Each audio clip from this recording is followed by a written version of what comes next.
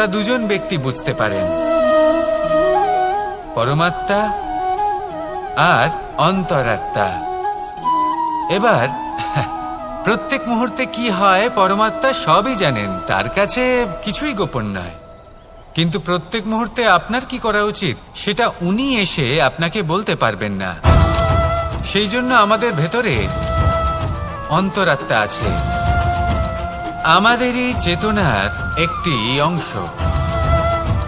একবার চোখ বুঝে দেখুন, অন্তরাত্মার মধ্যে নিমজ্জিত হয়ে ভাবুন আর বোঝার চেষ্টা করুন। এই অন্তরাত্মা সবসময় আপনাকে শুভ কাজ করার জন্য প্রেরিত করেন আর অশুভ কাজ করা থেকে বিরত করেন। এই অন্তরাত্মার কথা মানতে থাকুন, পরমাত্মা সবসময় আপনার কাছেই পাবেন। আসুন আর আমার সাথে ভালোবেসে বলুন, রাধা রাধা।